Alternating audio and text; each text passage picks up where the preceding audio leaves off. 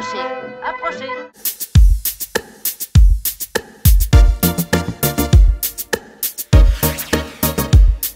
Bonjour, Ophélie Lachaud. Bonjour. Je suis ravi de discuter avec vous parce que je vous ai découvert lors d'une visite du Théâtre des Champs-Élysées et je vous ai trouvé vraiment remarquable, sympathique. Voilà. Merci. J'avais envie d'en savoir un peu plus. Mais dites-moi, alors, si j'ai bien compris en fait, vous êtes un peu le fantôme du Théâtre des Champs-Élysées. Fantôme. C'est ce qu'on dira. Ouais. Enfin, je suis en chair et en os, hein, mais oui, j'arpente ce théâtre depuis un peu trop longtemps, peut-être. Effectivement. Donc, votre maman travaillait déjà ici. Voilà, ma maman travaillait ici. Elle a commencé caissière au Théâtre des Champs-Élysées. Elle a fini chef des relations avec le public. Et ensuite, j'ai pris le relais de manière modeste, parce que je ne suis pas chef des relations avec le public, mais toujours au service des relations avec le public, oui. Mais c'est passionnant, ça me fait penser déjà, je trouve absolument génial, parce que c'est votre maison, vraiment. Vous êtes né presque ici, on va dire. Oui, oui, elle a commencé, elle était célibataire sans enfant, et puis après, on est arrivés, ma sœur et moi, donc... Ah oui, en plus. Oui, non, elle était enceinte. C'était un peu votre garderie, alors, en plus. Oui, alors bon, ça plaisait pas trop à la direction de l'époque, mais effectivement, puis c'était une autre époque, justement, où effectivement, quand la maîtresse était absente, on avait tendance à ramener les enfants sur le lieu de travail. Donc, je me fais pas mal de bêtises ici. J'ai perturbé quelques artistes pendant les répétitions, mais toujours très naïvement et en voulant bien faire. Mais en même temps, c'est génial parce qu'on a toujours l'impression que dans les théâtres où l'on joue de la musique philharmonique, de l'opéra, c'est très sérieux tout le temps. C'est très bien de savoir qu'il y a deux gamines qui courent un peu entre les fauteuils. Enfin, moi, je trouve ça hyper charmant, quoi. Bah, plus que ça, même, parce qu'effectivement, il y avait pas mal d'enfants. On était plusieurs et oui, on se retrouvait de temps en temps ici. Et j'avais mes copines qui étaient aussi des enfants d'employés du Théâtre des Champs-Élysées. Et on passait beaucoup de temps dans la salle, effectivement. On faisait des parties de cache-cache dans la salle. On occupait aussi l'ascenseur. Sur tous les boutons. Non, on faisait un service d'étage. Ça partait d'un bon sentiment, mais bon, effectivement, c'était pas très Théâtre des Champs-Élysées pour le coup. Donc les 2-3 cantatrices qui sont arrivées en retard sur scène, c'est un peu à cause de vous. Non, à cette heure-là, on était rentrés chez nous déjà. D'accord. Alors, c'est quoi votre rôle ici ? Alors, je suis chargée de relations avec le public. Donc, je m'occupe de renseigner, de conseiller, de vendre au mieux aussi. Parallèlement, depuis un certain nombre d'années, on a mis en place des visites du Théâtre des Champs-Élysées parce que mon collègue et moi-même, donc mon collègue Tony Rouleau, on trouvait que c'était dommage que ce lieu qui est classé quand même ne puisse pas être visité pour son côté historique et finalement ne soit restreint que dans son rôle de salle de spectacle. Et on s'est heurté à un mur pendant pas mal de temps parce que nous sommes une salle de spectacle, nous ne sommes pas un musée. Donc il a fallu batailler un petit peu et on a ouvert donc le théâtre au public.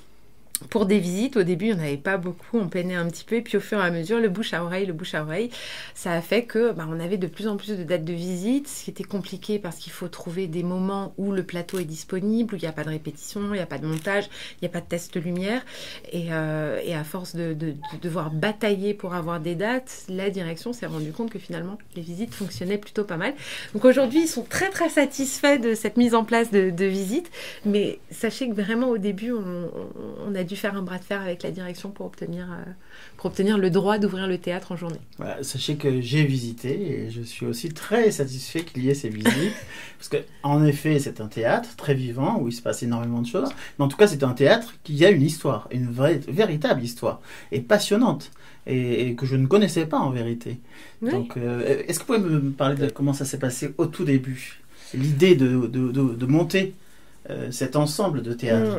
On doit cette idée à Gabriel Astruc, qui était à l'époque, enfin il était très connu à l'époque, puisqu'il était le producteur, à l'époque on appelait ça impresario de théâtre, des ballets russes.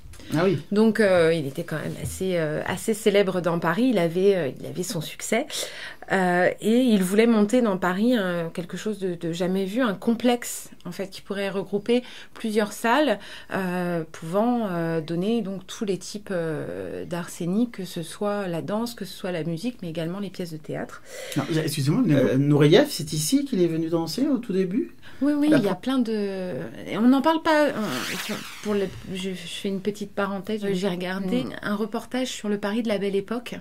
Et en fait, ils ont fait toute une partie sur les ballets russes, toute une partie sur Stravinsky et Nijinsky, et donc sur Gabriel Astruc. Et pas un moment, ils ont cité le Théâtre des Champs-Élysées. C'est incroyable. Jamais. Et du coup, effectivement, le Théâtre des Champs-Élysées est connu, mais personne n'arrive à mettre un nom dessus parce qu'on n'en parle jamais. Et donc, alors, il est où ce théâtre? Disons-le, parce que... Voilà, il n'est pas sur les Champs-Élysées, il est sur l'avenue Montaigne. Alors oui, parce qu'il a cette particularité qu'à l'origine, il devait être construit sur les Champs-Élysées. Ah oui. Donc, il devait porter le nom de Théâtre des Champs-Élysées. Le nom était déposé. Et quand la parcelle a échappé à Gabriel Astruc, eh bien, le nom était déjà composé, donc on ne pouvait plus en changer. Donc, il y a eu la difficulté supplémentaire de devoir trouver une nouvelle parcelle de terrain, mais qui ne soit pas trop éloignée des Champs-Élysées pour pouvoir continuer à justifier ce nom de Théâtre des Champs-Élysées. Et c'est vrai qu'aujourd'hui, on nous confond beaucoup avec le Théâtre du Rond-Point. On est plus vers Pont de l'Alma. Alors c'est Gabriel Astruc, c'est ça? Gabriel Astruc. Je pense que c'était peut-être pas un milliardaire. Il avait l'idée. Comment il a fait après pour monter ce projet? Il en a parlé énormément pendant des années. C'était pas quelqu'un qui était... C'était un doux rêveur, donc en fait on ne le prenait pas trop au sérieux, et puis cette idée était tellement avant-gardiste qu'elle semblait pour l'époque totalement loufoque, donc personne ne le suivait dans ce projet-là. Et puis finalement au cours d'un dîner, il évoque une énième fois son projet, et à ce même dîner est présent le président du Parlement de l'époque, Fallières il me semble, et ce président s'avère séduit par cette idée et décide de lui proposer cette parcelle de terrain. Donc c'est lui, c'est le président du Parlement qui propose cette parcelle de terrain sur les Champs-Élysées, et c'est ce même président du Parlement qui lui retire cette parcelle de terrain parce que finalement il l'a proposé à plusieurs projets en même temps. Oui, non, mais c'est romanesque, hein, la création, l'émergence du Théâtre des Champs-Élysées, c'est vraiment romanesque. On pourrait en faire un film parce que après, du coup, il a à partir du moment où il a l'aval du président du Parlement, il a une sorte de viabilité. Donc les grands noms parisiens, les grosses fortunes se regroupent dans une société immobilière, la société immobilière du Théâtre des Champs-Élysées, et c'est de là que vient le nom. Et forcément, quand la parcelle lui échappe, ils ont tendance à vouloir eux aussi s'échapper et récupérer leur argent. Donc à ce moment-là, au moment où il n'y a plus de parcelle de terrain, Gabriel Astruc continue d'y croire, mais c'est bien le seul. C'est l'histoire d'une vie, là.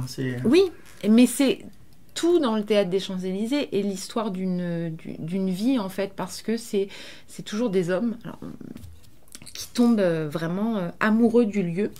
Avant même sa construction, donc en l'occurrence pour Gabriel Astruc, c'était son projet. Gabriel Thomas aussi, qui s'inscrira dans le projet et qui va le sauver. Oui, c'est ça, parce que donc il a continué le projet malgré tout. Il a continué le projet malgré tout, grâce à Gabriel Thomas, qui lui à l'époque est le gestionnaire de la Tour Eiffel. Donc il est l'antithèse parfaite de Gabriel Astruc. Il est connu dans Paris pour avoir les pieds sur terre, et quand il s'inscrit dans un projet, il va au bout de ce projet. Et dans un premier temps, Gabriel Astruc veut pas trop de lui, et puis finalement, c'est tellement compliqué de trouver une parcelle de terrain qu'il accepte Gabriel Thomas, mais à la condition qu'il lui trouve la parcelle de terrain. Et c'est Gabriel Thomas qui va trouver le 15 avenue Montaigne, sur lequel on se trouve aujourd'hui, qui à l'époque est un hôtel particulier, qui est en vente pour une bouchée de pain et qui ne trouve pas acquéreur, ce qui semble complètement surréaliste aujourd'hui, mais parce que l'avenue Montaigne, ça n'a rien à voir à l'époque avec ce qu'on côtoie aujourd'hui. Alors évidemment, dès qu'on passe les portes du Théâtre des Champs-Élysées, on découvre Valentino, Chanel, Dior. À l'époque, c'est pas du tout ça. Ça n'a absolument rien à voir. C'est un lieu qui est plutôt mal famé, mal fréquenté, mal éclairé. On n'a pas du tout envie d'y aller. D'ailleurs, on le dit à l'époque, on dit mais jamais les Parisiens n'iront aussi loin. Ah oui. Oui. Il y avait les Champs-Élysées qui prenaient toute la lumière, en fait. C'est ça. En fait, ça aurait pas du tout ça. Ça aurait été vraiment proche des Champs-Élysées, pourquoi pas. Mais là, c'était très, très excentré. Et de fait, il y a eu exactement la même polémique qu'on a eu il n'y a pas si longtemps pour la Philharmonie de Paris. C'est exactement les mêmes arguments en disant c'est trop loin, c'est mal fréquenté, personne ne viendra. Bon, et puis finalement, au Théâtre des Champs-Élysées comme à la Philharmonie, les gens se déplacent. Trop loin. Mais à l'époque, Paris est beaucoup plus réduit. C'est pas la superficie de maintenant. Donc effectivement, aujourd'hui, on est dans le centre de Paris, on est même dans le Triangle d'Or. Mais à l'époque, c'est vraiment la périphérie de Paris. C'est plutôt mal fréquenté, il y a de la prostitution partout. Enfin bon, quand on a pour ambition d'accueillir tous les plus grands artistes et donc tous les plus grands Parisiens, forcément, proposer une parcelle de terrain super mal fréquentée, dans un premier temps, ça fait grincer des dents. Mais finalement, on n'a pas le choix parce qu'il y a ce nom de Théâtre des Champs-Élysées et c'est déjà compliqué aujourd'hui de s'appeler Théâtre des Champs-Élysées en étant sur l'avenue Montaigne. Mais imaginez ce que ça aurait été si on avait trouvé une parcelle dans le 12e arrondissement. Là, oui, effectivement, ça aurait été beaucoup plus compliqué. C'est quand même assez excitant de penser que l'avenue Montaigne ait pu être un lieu mal famé à Paris. Oui, mais en fait... Ça m'avait échappé. Et finalement, la construction du Théâtre des Champs-Élysées a servi de balise, ce qui a accéléré la construction de tout le reste de l'avenue. Alors, je ne dis pas qu'elle n'aurait pas été ce qu'elle est aujourd'hui sans le Théâtre des Champs-Élysées, mais peut-être qu'elle l'aurait été un peu moins rapidement. Et oui, comme le théâtre balisait complètement l'avenue, eh bien, tout s'est construit beaucoup plus vite, beaucoup plus rapidement. Alors, dans l'idée de départ, est-ce qu'il y avait déjà l'idée de construire un lieu multiculturel avec plusieurs théâtres? Dès le départ, il y avait ça? 2 théâtres. 2 théâtres au départ? 2 théâtres, donc le Théâtre des Champs-Élysées et la Comédie des Champs-Élysées, qui existe toujours. Le studio des Champs-Élysées existait déjà, mais pas sous sa forme de salle de spectacle. C'était une salle d'exposition qui a été, il me semble, peut-être que je dis une bêtise, il me semble que c'est 1926, la transformation de la salle d'exposition en salle de spectacle. Il y a 200 places. Oui, puis les années folles où certainement il doit y avoir une demande très très forte d'amusement et de spectacle. Mais dès l'ouverture, dès l'inauguration, il y avait déjà 2 salles de spectacle et c'était le projet initial de Gabriel Astruc en fait. C'était un projet absolument fou puisqu'il voulait que le Parisien puisse sortir avec la simple envie de sortir et une fois sur place décider s'il allait voir un ballet, un concert ou plutôt une pièce de théâtre. Ouais, dès que les Paris avaient cette idée. Voilà. C'est génial.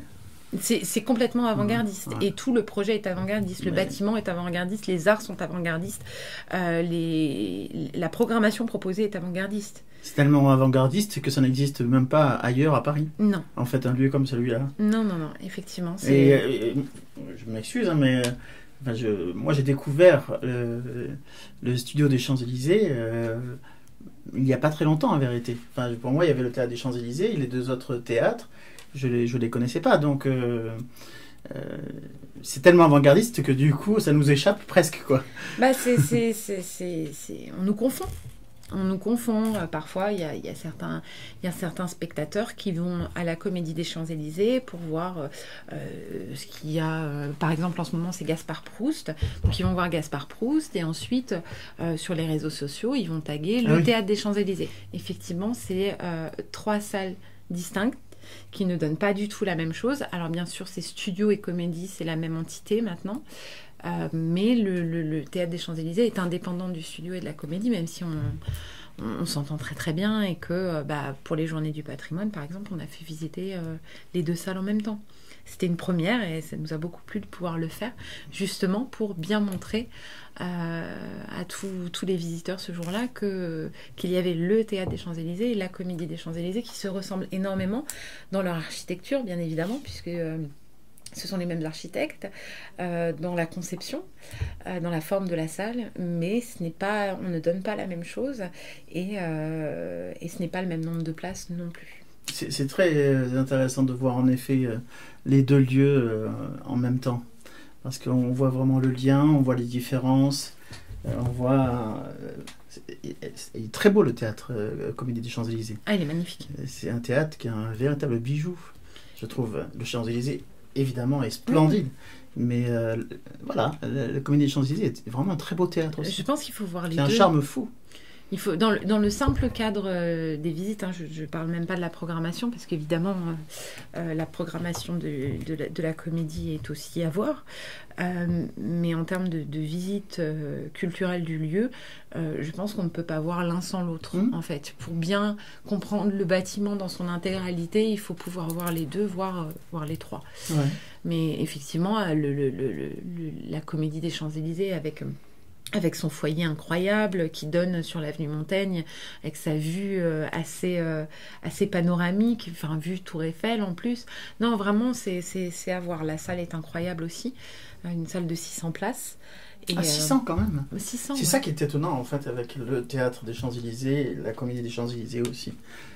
Le théâtre des Champs-Élysées, c'est combien de places ?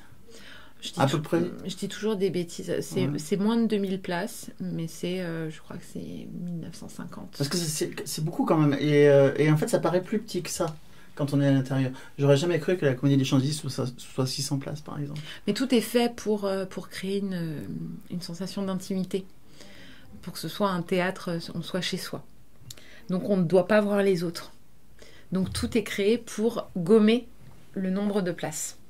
Quand on est en orchestre, eh bien, on ne voit que les personnes qui sont en orchestre avec soi. Quand on est à la Corbeille, on ne voit que l'orchestre plus la Corbeille. Ah oui. Et plus on monte dans les étages, plus on change de conditions sociales et on n'est plus dans l'intime.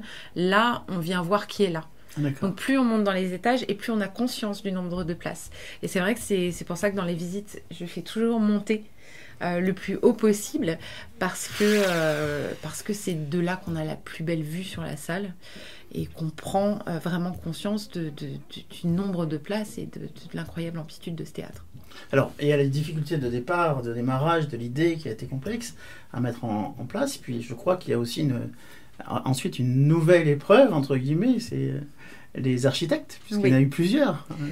On aurait pu s'en contenter d'un seul. Mais... Oui, non, mais il y en a eu plusieurs. Alors, oui, effectivement, quand le projet était encore sur les Champs-Élysées, il y avait un architecte, Bouvard, qui avait été engagé et qui proposait quelque chose qui ressemblait beaucoup. Enfin, c'était dans le style Grand Palais.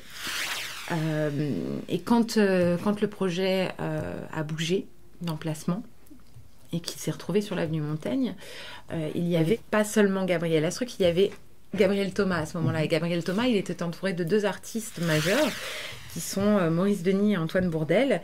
Et eux, ils se sont inscrits dans le projet et ils sont arrivés en pensant qu'il n'y avait pas d'architecte, que le projet était à zéro. Et du coup, ils avaient une idée très précise de ce qu'ils voulaient. Et Bouvard était incapable de leur offrir ça. Il leur offrait toujours quelque chose qui avait déjà été vu dans Paris, parce que c'était toujours des déclinaisons plus ou moins proches du Grand Palais.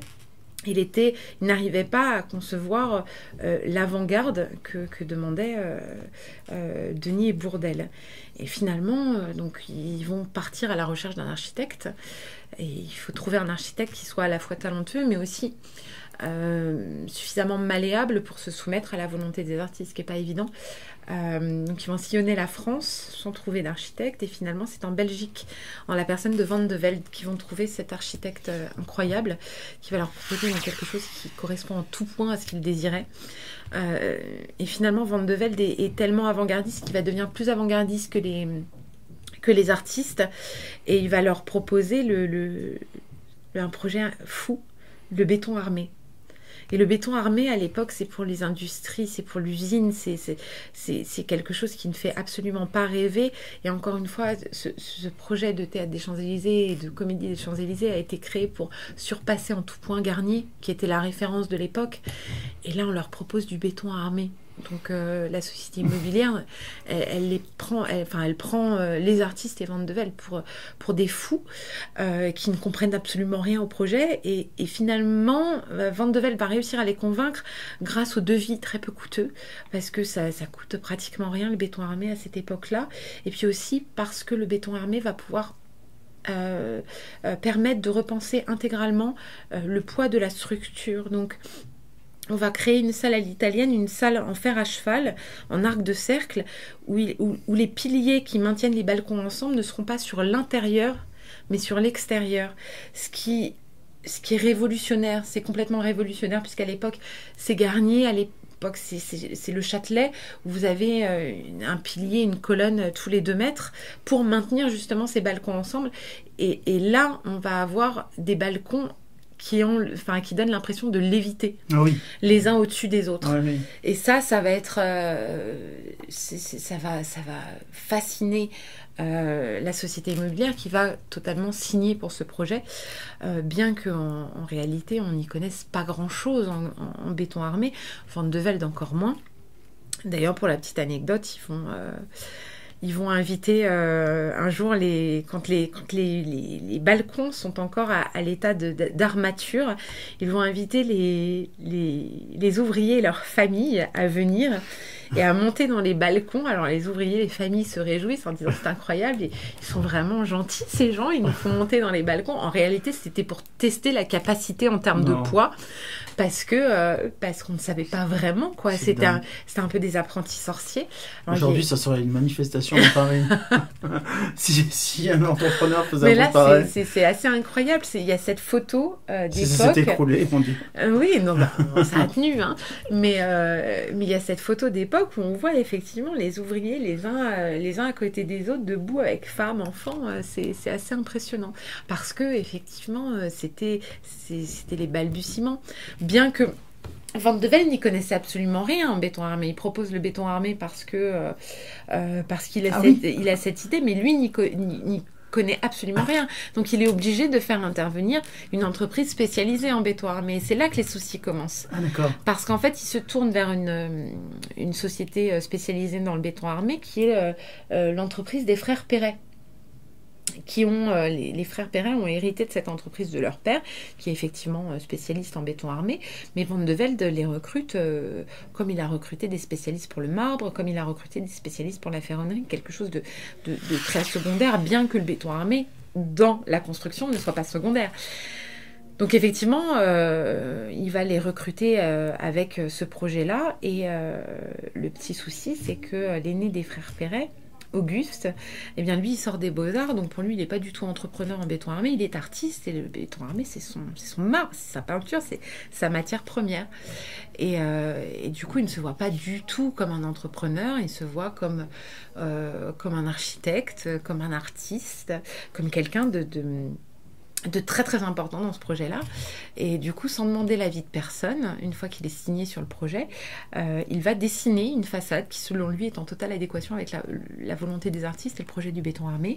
Toujours sans demander l'avis de personne, il va soumettre son dessin à la société immobilière.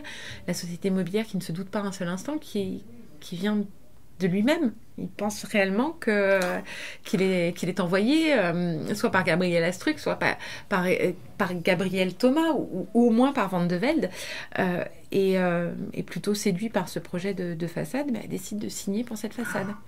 Et en l'apprenant le lendemain, Vandevelde se sent trahi et il donne sa démission. Oh non. Donc on se retrouve sans architecte, et c'est de là que naît en fait toute la problématique de qui est l'architecte du Théâtre des Champs-Élysées, puisque le projet de Vandevelde n'est pas terminé. Les dessins de Vandevelde ne sont pas terminés. Ils sont commencés, ils sont bien entamés, mais ils ne sont pas achevés. Et donc c'est Bourdelle, avec l'aide de Bouvard, qui heureusement il avait été conservé sur le projet, donc le premier architecte qui s'occupait de la parcelle sur les Champs-Élysées, et des frères Perret pour tout ce qui concerne le béton armé, va réussir à finaliser en fait les plans de Vandevelde, et la construction du théâtre va pouvoir commencer. Mais des années plus tard, même un siècle plus tard, aujourd'hui on dit que c'est Auguste Perret, l'architecte du Théâtre des Champs-Élysées. On le dit dans tous les documents officiels, c'est Auguste Auguste Perret, même sur la page Wikipédia du Théâtre des Champs-Élysées, c'est Auguste Perret. Oh, c'est une injustice totale. Alors qu'en réalité, Auguste Perret est le constructeur du Théâtre des Champs-Élysées. L'architecte, ça reste Van de Velde. Alors la façade, finalement, c'est Auguste Perret? Non, non, c'est Bourdelle. C'est Bourdelle, la façade, oui. Il a récupéré Bien sûr. Et Bourdelle, donc, qui est un génie absolu. Et donc, il n'est pas architecte, lui, normalement, au départ. Oui. Enfin, de toute façon, c'est quelqu'un qui a touché à tout, donc pourquoi pas, mais... Bah, il est peintre aussi. Dans le théâtre, vous avez les fresques de Bourdelle. Donc, effectivement, on a tout ici pour représenter Bourdelle. On a la sculpture, parce que la sculpture est présente sur la façade. Elle est présente aussi à travers Pénélope, qui accueille les spectateurs à l'entrée. La peinture avec les fresques, et puis l'architecture, parce que finalement, il a mis la main à la pâte. Et d'ailleurs, sur l'extérieur, juste au-dessus de l'entrée des 2 restaurants, le Manco et Maison Blanche, vous avez un panneau qui représente la signature du lieu, où Bourdelle a représenté l'allégorie de l'architecture et l'allégorie de la sculpture. Et l'allégorie de l'architecture offre une victoire ailée à l'allégorie de la sculpture. Parce que pour lui, ce n'était pas la sculpture qui allait servir l'architecture, ni l'architecture qui allait servir la sculpture, c'était vraiment le mariage des deux. Selon toute vraisemblance, il pensait avoir réussi, puisqu'il fait offrir une victoire ailée. Donc vraiment, c'est la vision de Bourdelle, et c'est le Théâtre des Champs-Élysées, la sculpture, l'architecture, la musique, la danse. C'est génial, parce que du coup, il respecte parfaitement son rôle dans ce théâtre. Oui. Avec cette signature. C'est vraiment le mariage des deux, et... Il y a très peu de documents en fait. On n'a pas grand-chose au niveau des archives, on n'a pas grand-chose. Donc on pioche un peu partout pour avoir nos informations. Mais c'est vrai qu'il y a pas mal de choses qui ont été oubliées, tout simplement. Comme cet orgue qui n'a jamais fonctionné et qui intrigue toujours autant. Et c'est vrai qu'on avait oublié qu'il n'avait jamais fonctionné. Et on a retrouvé l'information dans un exemplaire de Science et Vie daté d'avril 1913, où un journaliste suivait la construction du Théâtre des Champs-Élysées. Et c'est d'ailleurs dans cet exemplaire de Science et Vie où on a la photo, la fameuse photo des ouvriers sur le balcon. Et dans cet article, le journaliste évoque cette panique autour de cet orgue, qui n'est pas un orgue de décoration, qui est un orgue qui a pour vocation d'être joué, et qui ne fonctionne pas à quelques semaines de l'inauguration du théâtre.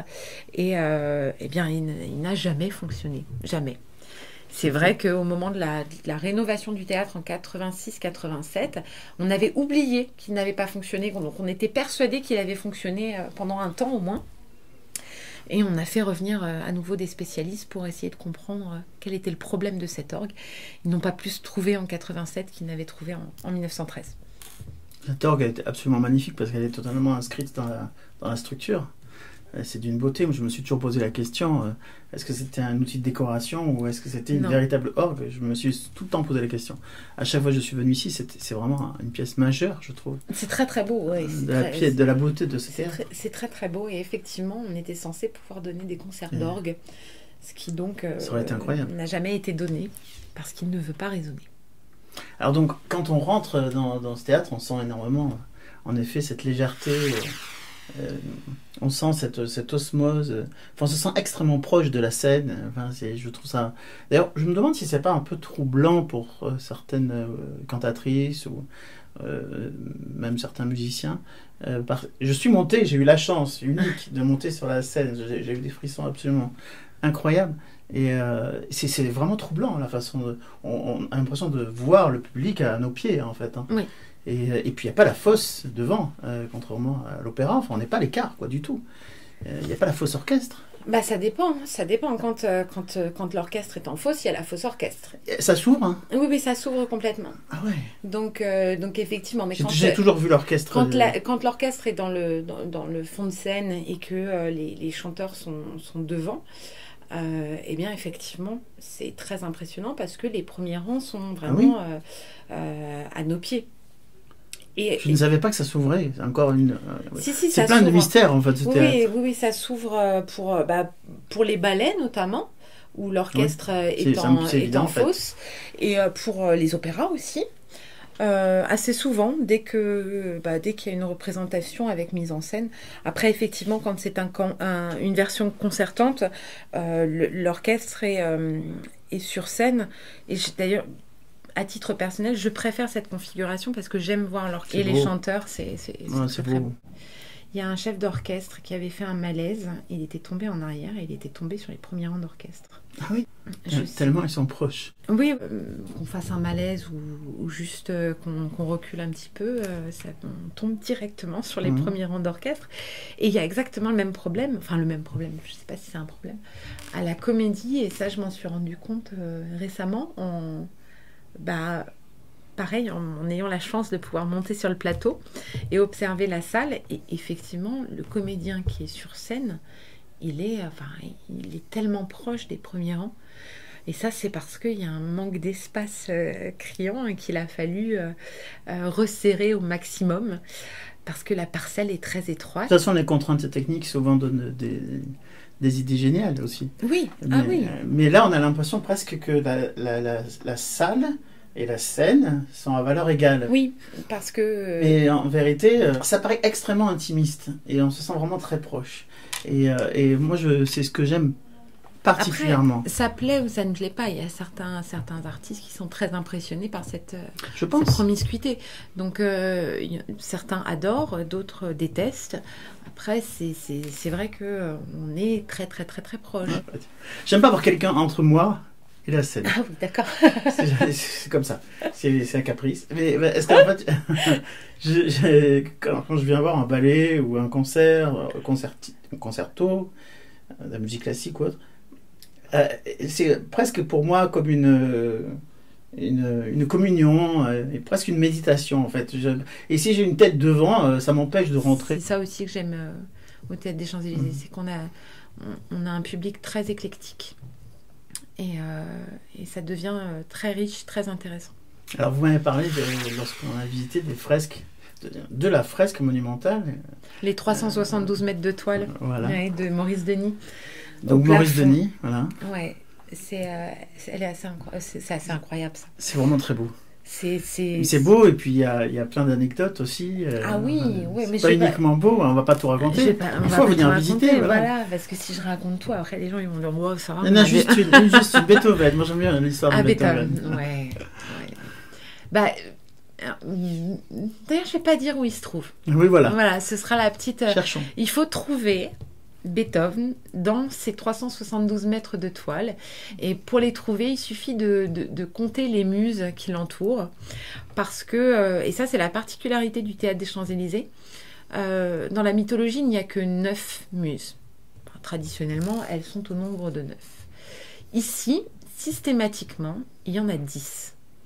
Alors pourquoi ? Eh bien simplement parce que les muses ne sont pas les muses. Il s'agit de 9 symphonies et d'une messe en ré. Et l'Apollon qui les accompagne est toujours un petit peu Beethoven. Un petit peu sur la façade, l'immense fronton représente Apollon et les muses. La méditation d'Apollon. Et en réalité, il s'agit de Beethoven qui nous accueille au Théâtre des Champs-Élysées. Et il y a la version, donc ça c'est la version de Bourdelle, et la version de Maurice Denis est un petit peu plus équivoque, parce que déjà on le reconnaît très très bien. Il a utilisé vraiment le portrait le plus célèbre de Beethoven pour s'assurer qu'on le reconnaît très bien. Et il est surtout à moitié nu. Ben oui. Il a une cuisse à l'air, le torse à moitié à l'air. Il est un peu grivois. Et ça a énormément choqué en 1913, au moment de l'inauguration, où il était impensable de représenter le grand Beethoven dans cette tenue, avec une cuisse à l'air comme ça. C'était presque hérétique. Donc ça a fait vraiment scandale. C'est très amusant, je trouve. Ah oui, non, mais à l'époque, il riait beaucoup moins. Ah ouais. Mais vous auriez pu faire fermer le théâtre après des années et des années de procédure pour. Alors ça va, en matière de scandale, on en a eu pas mal déjà. Dès 1913, on a eu bien sûr le Sacre du Printemps, et puis effectivement Beethoven, et puis Madame Denis, mais ça, la représentation de la seconde épouse de Maurice Denis est quand même assez fameuse, mais ça, il faut venir visiter pour savoir. Moi, je sais. Vous savez. Je ne le dirai pas non plus. Non. Et alors, le Sacre du Printemps, c'est la première représentation ? C'est une création pour l'inauguration du Théâtre des Champs-Élysées, puisque c'est les ballets russes. Que les ballets russes, c'est un peu la poule aux œufs d'or de Gabriel Astruc, qui est producteur des ballets russes, et qui devient automatiquement le tout premier directeur du Théâtre des Champs-Élysées. Et jusqu'à présent, ça se donnait sur la scène du Châtelet, qui devient de fait un concurrent. Donc, les ballets russes, on les ramène sur la scène du Théâtre des Champs-Élysées. Mais Gabriel Astruc ne veut pas donner quelque chose qui a déjà été fait ailleurs, donc il commande une création musicale donc à Igor Stravinsky et chorégraphique à Nijinsky. Et c'est eux qui vont créer ensemble, conjointement, le Sacre du Printemps, qui va énormément choquer. Pourquoi ? Parce que ça ne correspond en rien à ce qu'on attend à l'époque. C'est révolutionnaire, que ce soit musicalement ou en termes de chorégraphie. C'est assez incroyable. C'est la naissance de la danse contemporaine. Ah oui. Oui. Nijinsky révolutionne la danse. Les corps sont malmenés par l'art, pour l'art, alors que jusqu'à présent, à cette époque, maintenant ça a vraiment changé, mais à cette époque, les spectateurs de danse allaient plutôt à Garnier, et ce qu'on donnait à Garnier c'était du très conventionnel, c'était ce dont on avait l'habitude, donc des musiques qui accompagnaient joliment la danse, rien de dérangeant, des corps suaves, des corps légèrement dénudés, ce qui plaisait beaucoup à ces messieurs à l'époque, alors que sur la scène du Châtelet et donc sur la scène du Théâtre des Champs-Élysées par la suite, on donne quelque chose d'assez incroyable où en fait la danseuse et le danseur donnent leur corps pour l'art. Et ça donne quelque chose de très dissonant, quelque chose à la rythmique très particulière. Et la chorégraphie en elle-même c'est du jamais vu. Ils n'ont jamais rien vu de tel. En même temps, le Sacre du Printemps, c'est le sacrifice d'une vierge pour le retour du printemps. Donc ça peut pas être festif et gentil, et c'est pas casse-noisette. Non. Donc ça choque énormément. Ça choque parce qu'en même temps, le Théâtre des Champs-Élysées va réunir pour la première fois deux publics qui ne se côtoient pas en général. Il va y avoir le public de Garnier et le public de Châtelet. Ah oui. Et le public du Châtelet est habitué à ce type d'art. Le public du Châtelet, ce sont des artistes. Un grand habitué de Châtelet, c'est Saint-Saëns. Donc c'est cette mouvance très particulière qui est dans la nouveauté. C'est 1913, c'est bouillonnant, c'est le cinéma, c'est la photographie incroyable, c'est les premiers effets spéciaux avec le voyage jusqu'à la Lune, par exemple. Magnifique. Donc c'est Picasso. Aussi. C'est les femmes sans corset. C'est tout ça, et tout ça, c'est le Châtelet de l'époque. Et ce Châtelet de l'époque va venir jusqu'au Théâtre des Champs-Élysées.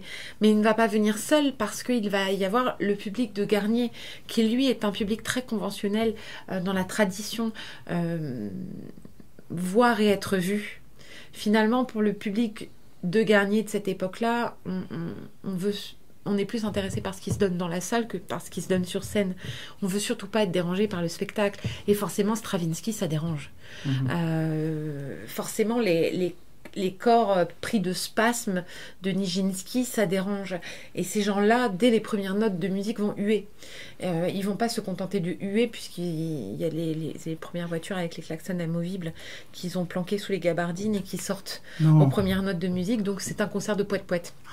Comment peut-on huer Nijinsky ? Mais parce qu'à cette époque-là, on ne crée pas encore au génie. Il va falloir des décennies avant qu'on réalise. C'est tellement avant-gardiste. Ça choque encore maintenant. Il y a certains spectateurs qui trouvent toujours ça dissonant, qui trouvent que c'est pas à leur goût. Donc imaginez en 1913 comment ça a bouleversé les choses. C'est une entrée grandiose. C'est une entrée fracassante qui va conduire à la faillite du Théâtre des Champs-Élysées, qui ne pourra pas ouvrir la saison suivante. Non. Mais si. Non, encore. Mais si, mais oui. Mais en fait, c'est une télénovela. Mais oui. C'est même plus un film. Mais complètement. Donc en fait, il n'y a aucune raison qu'on se trouve aujourd'hui là où on est. Vraiment, c'est un parcours semé d'embûches, de la construction jusqu'à la première saison. Et c'est l'histoire de passionnés qui vont tomber en amour devant ce lieu et qui vont vouloir le faire revivre. Et c'est comme ça qu'on a eu la rénovation en 86-87, parce qu'un homme est tombé amoureux du lieu et qu'il a tout fait pour que la Caisse des dépôts et consignations mécène ce lieu. Sinon, l'état de vétusté en 85, c'était impressionnant. Et systématiquement, ce sont des gens qui tombent amoureux du lieu. Des hommes, des femmes, plus souvent des hommes, parce que à l'époque, c'était des hommes qui étaient décisionnaires. Mais oui, c'est un lieu... Avec Bourdelle, on va dire que c'est aussi un homme assez féminin. Hein. C'est vrai qu'il y a des femmes partout, mais... Son art est quand même très féminin aussi. Ah ouais, il est très sensible, son art. Ah oui. Toutes les femmes... il aime la féminité, il aime... il aime Isadora Duncan. Oui. C'est elle qui est absolument partout dans le théâtre. Hein. C'est tout ce qui est... c'est pas Rodin, quoi. Bourdelle. Ah oui, non. D'ailleurs, il faut aller au musée Bourdelle. Parce que j'aime ce musée. Il est magnifique, il est incroyable. C'est un des moins connus de Paris. Hein. Ouais. Alors que c'est un bijou. Il faut y aller, il faut absolument y aller. Il y a des maquettes du Théâtre des Champs-Élysées. Ah oui. Ouais. Non, il est incroyable, il faut y aller. Pouvoir rentrer dans l'atelier de Bourdelle. Incroyable. Tout est resté en place comme si... Donc vraiment, ça c'est un lieu à voir aussi, musée Bourdelle. C'est à côté de Montparnasse. Oui, c'est ça. C'est un lieu de pèlerinage pour moi. Quand je suis pas bien, je vais au musée Bourdelle de temps en temps, puis d'autres fois je vais au musée Rodin justement, parce que c'est aussi un endroit que j'aime énormément. On y a emmené nos abonnés, nous. On a fait au musée Bourdelle. Oui, des visites comme ça du musée Bourdelle avec nos abonnés. C'est génial. Ça reste la famille, si je puis dire, parce que le Théâtre des Champs-Élysées et le musée Bourdelle sont intimement liés par Bourdelle.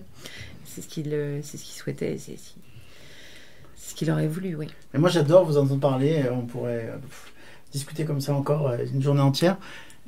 Vous êtes exactement la même que lorsque vous faites vos visites. J'essaye. Oui, il y a autant de passion dans votre façon de parler et autant de connaissances aussi. Et puis moi, je conseille vraiment une chose, quoi, c'est de venir vraiment visiter le Théâtre des Champs-Élysées. Oui. Avec vous, notamment. Mais avec plaisir. Venez. Non, c'est vraiment un théâtre passionnant avec une histoire fantastique. Et puis voilà, c'est l'association de grands génies, puisque les lustres de la Lique, les peintures, vous avez bien Bourdelle, les sièges d'époque, où l'on est très très très bien assis. Hein. Ça dépend quel étage, mais oui. En bas. En bas, oui. Un orchestre, on est très bien assis. Très bien assis, formidable. Non mais voilà, c'est... Oui, mais moi c'est un très beau théâtre. Je suis peut-être pas objective, mais oui. Il faut. Bon, moi, je suis plutôt objectif et je trouve que c'est un très beau théâtre. Bon, alors. Si on est d'accord, alors tout va bien. Non, il faut venir parce que. Enfin, il faut venir. On n'avait aucune obligation. Mais effectivement, c'est cette particularité d'anachronisme total, puisque c'est un bâtiment qui a été classé en tant que monument art déco, alors que l'art déco n'existe pas encore et n'existera pas avant encore une dizaine d'années. Donc on l'explique pas. Pourquoi est-ce qu'on est classé art déco alors que ce n'est pas possible d'être art déco? Mais quand on est face à ce bâtiment, quand on est dans ce bâtiment, on ne peut qu'être d'accord. C'est pas art nouveau, donc non, c'est totalement art déco. Donc déjà rien que pour voir cette particularité, ce bâtiment, ces théâtres qui étaient complètement futuristes en 1913, et pour le coup, oui, puisqu'ils appartenaient même à un mouvement artistique qui n'existait pas encore. Donc voilà, à voir. Ce que j'ai envie de dire aussi, c'est qu'en ce moment, je fréquente pas mal les coulisses, les bureaux de ce théâtre, et on sent quand même ici une volonté d'avancer, d'entreprendre des choses, des spectacles. Il y a vraiment une envie. Vous êtes vraiment une équipe totalement de passionnés, je trouve. Une vraie famille encore. Oui, c'est rare. Et c'est rare. C'est rare, ouais. C'est assez rare. Il y a une belle énergie dans ce théâtre. Hein. On est les irréductibles gaulois qui résistons encore et qui travaillons encore, effectivement, avec ce concept de petite famille. Ouais. Il appartient à qui ce théâtre aujourd'hui? À tout le monde. C'est une très bonne réponse. Il appartient à tout le monde. Merci beaucoup. Mais de rien. J'ai passé un très très bon moment avec vous. Moi aussi. Bon après-midi. Bon après-midi.